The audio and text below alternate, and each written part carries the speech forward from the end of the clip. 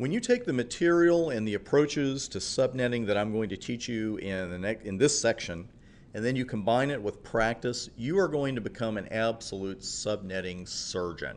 The reason I make the comparison there to a surgeon is that when our surgeon walks in the surgery room, hopefully that person's not thinking, oh, I hope I remember where the femur is, or what chamber of the heart am I working on today? They walk in with total knowledge. They know exactly what they're doing, and that's where confidence comes from. And this is the section where people's confidence tends to waver a little bit because it's new to them. And when I taught this in person, people would try to sneak out before we got to the subnetting section. But this approach is going to be the total opposite for you. You are going to soak in everything that I show you here, everything I teach you here, and when you walk in that exam room on the big day, you're there and you're already certified as far as you're concerned. You're just there to make it official. And that's what confidence means, especially when it comes to subnetting. Because when you see subnetting questions come up on the exam, you're going to say, great, give me another one. What else you got? Now, for those of you who are totally new to subnetting, that's kind of what this particular video is about. So I want to show you what we're doing, talk a little bit about why we're doing it, and then we're going to talk about some hidden challenges with subnetting that seem to come in with subnetting a little more than, say, routing protocols. So enough preamble, as Tony Soprano would say, cut the preamble and let's get to the thing here. The concept of subnetting, it's really simple. Because what we're doing is taking what is officially called a block of addresses and we're just cutting it up into smaller pieces. We're segmenting it, we're cutting it up, however you want to put it. But I have found for those new to subnetting, and maybe even those of you not totally new to it, I have found that a circle or a pie or a pizza makes a better visual, and that's what we're going to use here in a moment. Now, I realize this is a little off topic, or it seems that way. But let's say that you have two hungry people and you have one pie. Or you have one pizza. You have two choices, really. You can give the entire pie to one person and let the other person go hungry, or you could cut the pie into slices and give each person a slice. Now that second choice leads to another set of choices. How big is the slice going to be? You could take that pie, cut it into halves and give each person half. Or you could cut the pie into multiple slices and give each person a slice that's big enough to get by on, but you save the other slices for other hungry people who just might come along later. Planning for future guests, I guess you could call that. Well, before you send out for food, before you leave and go get a bite to eat, let me show you exactly what I mean by all of this. We're going to start with the unsubnetted network 20000/8, represented as a pie, a pizza, a circle, shape of my head, whatever comparison you prefer. But this is the only address block that we're allowed to use for our network in the following walkthrough. I'm going to work a little bit of live equipment in here as well. And here's how we start. We have this giant circle of addresses. We have a block of addresses. And what we want to do is know when we have to subnet, know when we don't, and then of course we've got to know how to subnet. All kinds of great stuff coming up with that circle. But what we're going to start with here is a simple one segment network. And this is about as simple as it gets. I didn't even put a router number or a router interface on there.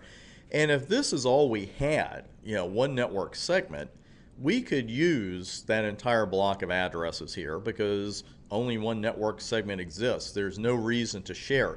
This is comparable to having one hungry person and one pie or one pizza. And you just say, hey, here you go, here's the whole thing, enjoy. But we also know that if this is as big as our network is, we probably don't have a job as a network admin, right? We're only going to have so many difficulties there. So what we want to look at instead is something a little more realistic here. And we've got a router with two interfaces, and we have two network segments. And this is where subnetting actually comes into play, because I literally cannot take that entire block of addresses, 20000/8, and use them on both sides of the router. And that's a term you're going to bump into once in a while in Cisco documentation as well. You can't use addresses from the same little block of addresses or same large block of addresses on more than one side of the router. And let me show you exactly what I'm talking about. I'm going to go ahead and bring the live equipment up here. And I was going to save this for the next lab, so forgive my impromptu-ness here. I like to call it audible for myself too, keeps things fresh. Let's say that on the two fast Ethernet interfaces on router 2, I want to use addresses from the 20000/8 network. with no subnetting. I'm just going to use 2 addresses I pull out of the sky from there, and I go to my first interface and I give it an address of 2111, and watch your mask here. And then I go to my other fast Ethernet interface. I'll make it the next one just to make it fun. And you're going to get an odd message here. And this will pop up every once in a while. It's a good message for you to see. Such and such network, the network you just added, overlaps with another interface. You know when you'll see this more in practice really is with loopbacks. Because if you're working on live equipment or a simulator that allows you to create a lot of loopbacks, and you get a mask wrong, or you've already added, one address from a certain subnet, then you go back and try to create one later. It's going to give you this message, kind of gives you a hint something's wrong, but doesn't tell you. What do you mean overlap? Well, that just means that basically what I'm trying to do right now is use addresses from that same network, 20.0.0/8, on 2 different sides of the router. And as you can see, the Cisco equipment isn't even going to let you do that. So it's not just theory, it is definitely real life. So this is where subnetting comes in. I've got to take that block of addresses that I have, or that pie of addresses, and I've got to cut it up into slices and give the network on Fast Ethernet 00 a slice, and I got to give a separate slice to Fast Ethernet 0/1. Now, knowing when you have to subnet is half the battle, because knowing is always half the battle, right? Well, the other half is making the right slice, determining how large this subnet should be. And that decision is going to be made by analyzing the answers to these questions. How many subnets do I need overall, including those reserved for future growth? Hello. Sorry about that, but I got italics, I got a different tone of voice. I really want to point this out, because the one thing we can't assume is that our network is always going to be the same size as it is today. Can't make that assumption. If you're going to assume something, you should assume that it's not going to be the same network, 6 months from now, 6 years from now, certainly. And if I do this, let's say I'm looking at this and I'm looking at that pie of addresses, I'm looking at that block of addresses. Well, if I just slice it in half and assign addresses from half of the block to the left side of the router and the other half to the right side of the router, what happens when a third network segment gets added in the future that needs addresses from that same subnet? Like I said in the little requirements we talked about, this is the only block of addresses we have to work with. So you see what I'm talking about, because you could go back then and re-subnet it into 3 slices, but then you're going to have to change some address. It just gets to be a mess. So you are much better off leaving yourself some breathing room when you're subnetting, and that is reserving some subnets for future growth. Of course, the other question is, how many host addresses are needed by each subnet? Well, let's go back to our network here. I say additional hosts, but I don't say how many additional hosts. And as you're going to see in the coming videos, this is a very important question. It's one of the first ones we're going to ask, because if you handed me this at a client meeting, or I saw it on a PowerPoint presentation, whatever, my first question before I'm even asking about what IP addresses we're using, I'm saying, how many additional hosts do you have there?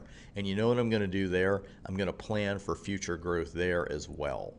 I'm going to leave myself some breathing room. If he says 62 hosts, I may not slice that pie or create a block that only has that many addresses. I'm probably going to leave myself some. Again, you'll see this in action in future videos in this section. I just want to hit this with you now, that we're always planning for future growth. But as you'll see, the answers to these questions and the size of the slices, the size of the address blocks we create, it really comes down to, again, how many subnets we're going to need overall and how many host addresses are going to be needed by each segment. Now, what I've got on the board here for you is just reiterating something I just told you, so we don't have to stay here long.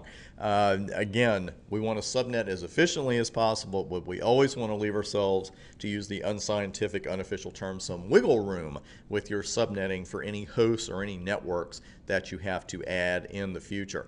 Now, I talked about that hidden challenge of subnetting. We're hitting the 10-minute mark, but let's stick here. It's just another minute or two here. The thing is, as network admins, when we go into work, the thing is we're not configuring a network from the beginning every single day or from scratch. I like to use my grandmother's language once in a while. We're not setting everything up from scratch. And we're quite grateful for that. It would be horrible if we went in at 9 a.m. and, nobody could do any work until we built the network again. But the same, so the main part of our day, we're adding services to our network, adding hosts, that kind of thing. But a lot of us, most of what we're doing is troubleshooting.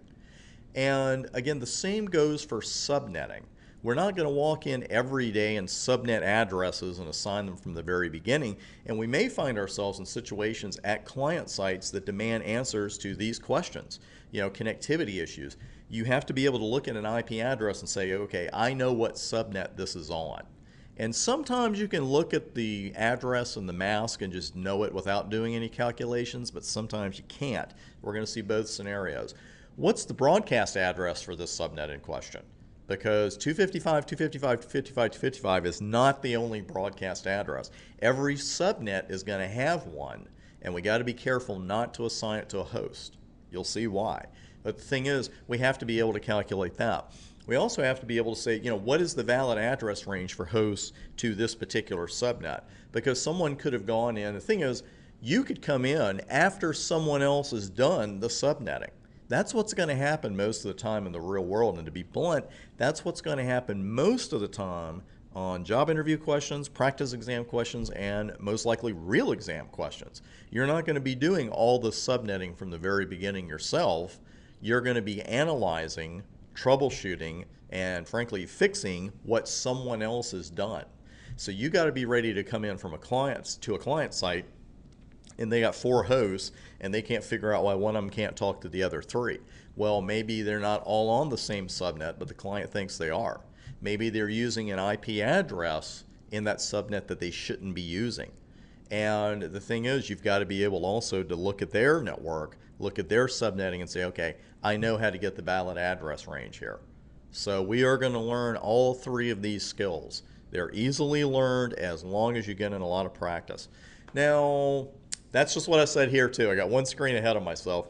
Well, we're just about ready to jump in. We're going to start with some fundamental calculations, and then we're going to get a little more complex, a little more complex. We'll be coming in the middle of some scenarios, and then finally, at the end of it, we're going to be doing some, meet the requirement questions. Because what can happen is, Cisco could hit you with this, but a client site will too. Just say, here are the 4 requirements you got to meet for our subnetting.